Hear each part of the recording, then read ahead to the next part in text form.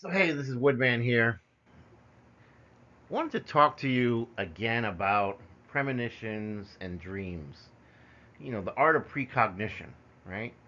I've discussed this with you before, but I really want to get into deep to it now by telling a story I've never told before.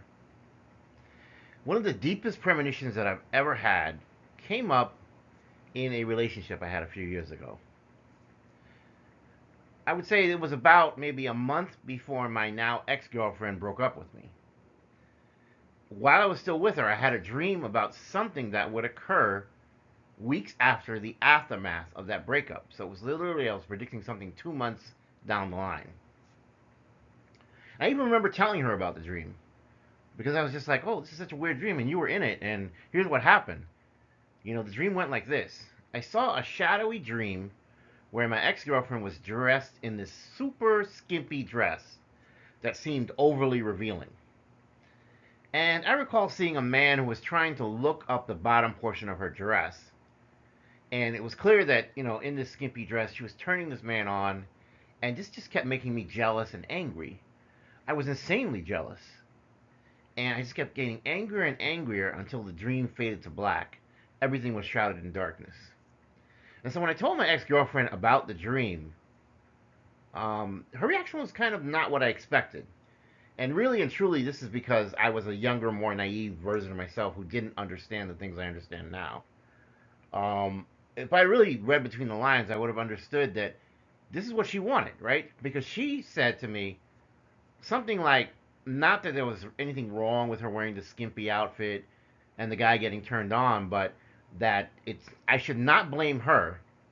I should blame the guy who's trying to look up her dress because she's allowed to wear whatever she wants, look however she wants, and she's not wrong. But still, when you're in a relationship, that's kind of not cool in a way, right? And so, like I said, I was very naive and inattentive back then. I was definitely not spiritually awakened. And so, if I had been, I would have realized that the reactions of the dream that she had and the things that she was saying were all red flags. But I understand now that the universe was navigating me towards this moment. The universe wanted to warn me, make me see the red flags. But I was so hopelessly in love and I was super blind to everything back then. I almost have to feel sorry for that version of me, right? That version of Woody who just didn't know any better. If I saw him right now in front of me, I'd want to give him a hug because he was so optimistic and he was so naive and so inattentive. His discernment levels are extremely low. He didn't have a clue what was really going on. He didn't really understand this relationship and all the problems that were with it. I can see it now, years later, but he couldn't see that because he hadn't really been awakened yet. So after the breakup, I actually did go to a tarot reader. I went to two tarot readers. And I asked about us and our breakup, and she told me that this person that I broke up with was my divine counterpart, which is really even stranger, right? Because it's like, okay, you were with your divine counterpart, and then they just break up with you, on a moment's notice, and you're totally left shocked by that. And the tarot reader is telling me that the energy she's getting from her is that she's very bitterly angry with me.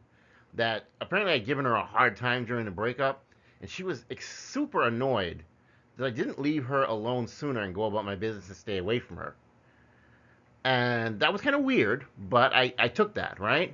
And the second tarot reader said something similar, right? But this reader was saying that this was a fated event, that I was meant to meet this woman. We were meant to be a power couple, and we would have taken the world by storm had our union actually survived. But that nonetheless, that she could see in the ethers that this woman had been led away by another guy. To be quite honest, a guy that she quote unquote had unfinished business with. And so there would be nothing I could have done to stop her because she needs to go finish that business with this other guy. So after reminiscing or about the old times, I started looking back to some old pictures. And poor me, right? I'm this lovesick guy who's just has no clue. And because you have to understand at the time that, my ex girlfriend and I were joined at the hip. We've been living together for about 5 months. At the time, to me, it was like 5 months of bliss. I couldn't be happier. And then one day she just woke up, and without warning, she just broke up with me. didn't really have a really good explanation for it. She gave me some half-baked story that she probably made up probably the night before or something. It was terrible. Me now, I can recognize that. Me back then was confused. But as she's breaking up with me, I feel a cold shiver run down my spine, and it was almost like a cold feeling of maybe like almost like a poltergeist or a ghost, along with some deja vu. And then there's this electricity that starts coursing through my arms and my legs, something I'd never felt before. And so I realized that there were strange things happening to my body in that moment.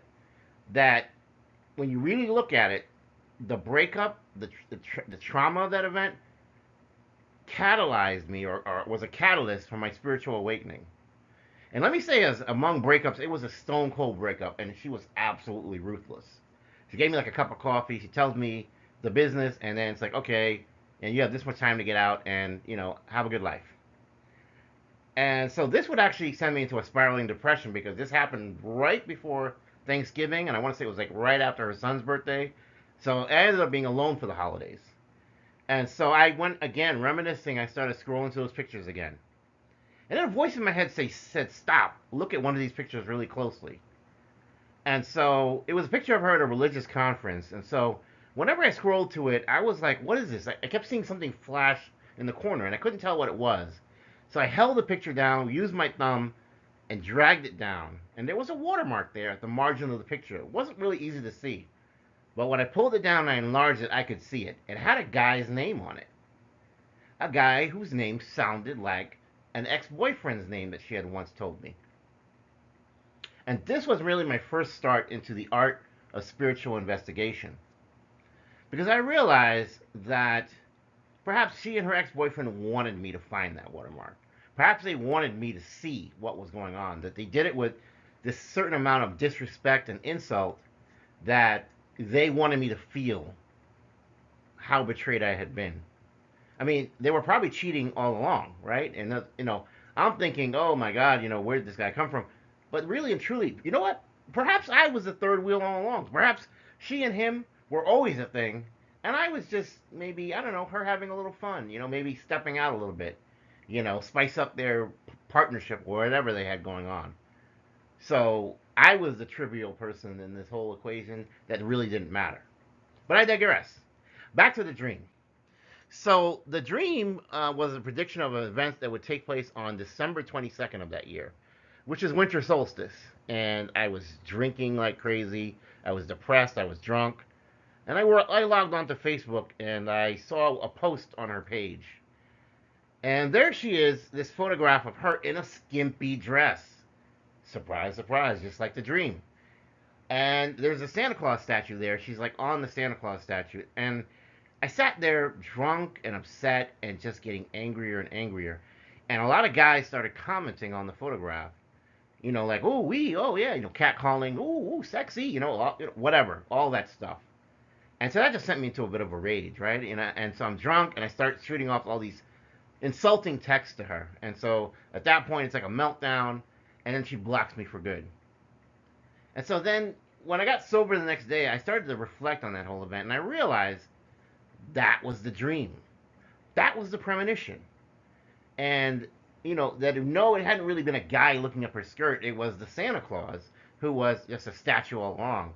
But it was the comments of the guys who were commenting on her outfit that made me insanely jealous. And so I realized that this was something that was coming from me. This was something coming from my fifth dimensional self. That my higher self knew a lot better than my poor naive self. My higher self was leading me to understand, you know what, we live in a matrix-like world. And there are a lot of events that happen, and they happen for reasons because we have to come here to learn certain lessons. And so I was unbalanced, right? Because I had become this happy-go-lucky guy, full of so much light, full of so much trust, extremely naive, not spiritually awakened. There was a lot of mysteries to the world that I had been sleeping on. I was truly asleep, and this was the catalyst for the event that made me awake. And so I began to realize there was far more going on to this story that meets the eye, that things were happening on a spiritual level which I knew nothing about, but I was going to learn. And that's when I started reading just about anything I could to learn about spirituality. And I guess this is what probably we would have called a twin flame catalyst moment, right? That a person comes into your life to kind of really wake you up. It's not really for you to end up together. It's just to really spur you into action. That pain, that trauma, it changes you. Since that time, I haven't really seen her again much. I think I saw her once on my birthday, and then another time I saw her after that was her birthday, which is kind of weird, right? It's almost like synchronicities going on there. Like, why did it have to be our birthdays? But it just seemed like that's the way the universe was playing out these events. Which again started to tell me more and more that there is way more going on to this than meets the eye, and I need to play spiritual investigator to understand what's truly happening. But like I said, the other tarot reader had said that whatever happened, it almost like derailed me, right? Because she's making it out to sound like this woman was my divine counterpart, and that we were supposed to take the world by storm and do wonderful things together. And at first, that story sounded pretty convenient, but then I started to realize, there could be more going on. I mean, what if it wasn't a divine partnership? What if it was just a soul tie created by constant sex? Which does happen. Sex magic is a thing, and if you don't know about it, you need to read about it. Either way, from what I understood about what was going on, I started to realize that, first off, I don't need to get my hopes up about her ever coming back, because the way she treated me after that, there's no coming back from that. If I even saw her, if she tried to initiate conversation with me, it would never go right, because I would never ever trust her again in 1,000 million years. Because like I said, the way that she betrayed me, the way that this all went down, it was the ultimate betrayal. It was probably the worst that I've ever had from any partner in my life. And don't get me wrong, I've had quite a few painful situations over the years, but this ranked among the absolute worst. And so the beautiful thing about this is that now that it has awakened me, now that I've kind of reached this point of spiritual awareness, I truly understand, things about boundaries. I truly understand things about self-worth. I truly understand about just not giving your energy to the wrong people, to the wrong places, and the wrong things. And that made me a lot stronger as a person, because I didn't really understand all of that. I just thought sometimes things could get chaotic and confusing and this and that. And it's like, no, it doesn't have to be. I can't control what other people do, but I can certainly control what I do. And so when I look back on it all now, I learned a lot of lessons, and they were very beautiful lessons. And what I've learned is that I'm an extremely powerful individual, as evidenced, of course, by the fact that I had a premonition about the meltdown that would happen on December 22nd, which is one of many premonitions I've had over the years, because I've always had some latent psychic ability. I just never really understood it. Most of the time in my younger years, it just came across as a feeling of deja vu. But as I've gotten older and older, I now remember my dreams. I now interpret my dreams. And some of them are very tricky, and decoding them is not always easy, because what you see in the dream is not exactly what's going to end up happening in real life. But you have to kind of be able to kind of massage it a bit, think of it this way, think of it that way, and understand what the dream is really telling you, because the messages can come across in very strange ways, but the messages are right on time and they tell you what you need to know. So again, everyone, if you've had premonitions and psychic dreams like me, you're tapped in, and that's a wonderful thing. And you understand the matrix-like environment of this world, and you understand how things work in the 5D, and you're my peoples, and you get it. And I just wanted to share that story with you so you can kind of understand a little bit of the background of how I started to really get it. And it was shocking and confusing and amazing. But you know what? I guess it couldn't have happened any other way.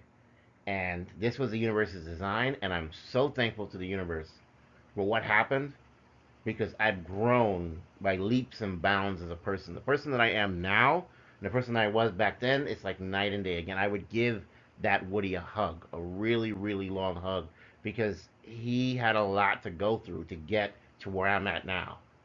But he's here now. I am him.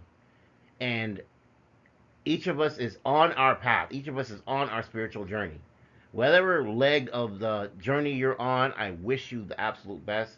I wish you a enlightening experience as you grow and become more adept and more versed in all the things that spirituality has to offer. And the more that you learn about yourself, your soul's purpose, what you're here for, your destiny. All right? So I hope this has been helpful for you. Please don't forget to like, share, and subscribe. I always appreciate all your support for this channel. I love you. People like you, keep these messages coming because you give me the strength and courage to go on and to continue to speak and relay with you the things that I think God wants me to share. Have a wonderful day. Take care of yourself. Goodbye.